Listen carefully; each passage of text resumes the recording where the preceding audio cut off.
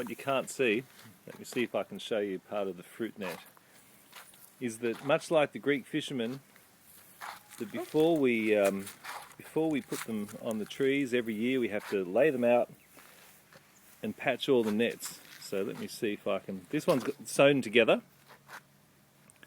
so you can see we're just using baling twine in fine rural fashion to stitch it together. Any little holes, just get, here's one here, any little holes, oh, can you see that?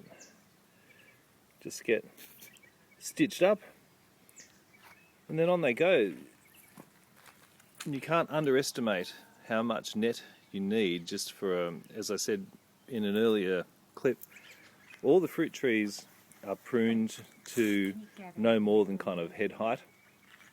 So we can reach the top of the tree, keep them really compact, but we still figure you need a net that's almost 8 meters squared just to reach across it and go down. So this one's going to head down onto the apricot tree. I mean, I'd help, but someone's got to hold the camera, And I can tell you, dealing with nets on fruit trees, better to be the cinematographer than the net applier. You don't want to put the nets on too early either. If you put them on too early to try and preempt any trouble, you get all the growth through the nets, and that makes more holes. So you kind of want to leave it as late as possible. Get them on, get them off. And there you go. So we've got apricots now. Right now we're talking, we're in November. I can't tell you how fantastic it is to be here. November, we'll have apricots around about Christmas time. So about 6 weeks, I guess, the net will be on, so it won't get too much growth through.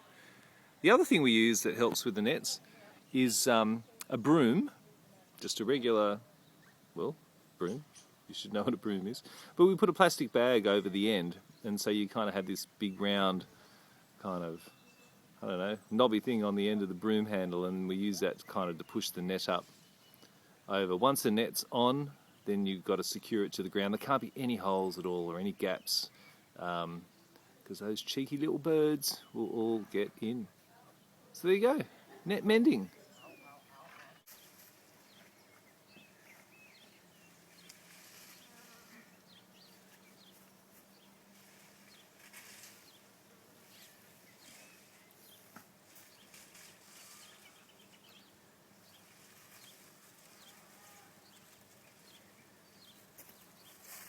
The other thing the nets are really good for, in a bad way, is catching snakes. So any snakes that are passing through, I guess snakes are skilled at, causing death to people like us. But they're not so skilled at looking at a net thinking, oh yeah, I can get through the aperture of the net. And so they try, they get caught, and then they figure the best way to get myself out of this is just to wind myself tighter and tighter and keep pushing myself through, and they end up just twisted in the net. So if ever we're in denial about whether the snakes come net time, that said, we've had nets on the cherries for a couple of weeks and haven't seen any snakes so far, but they're there.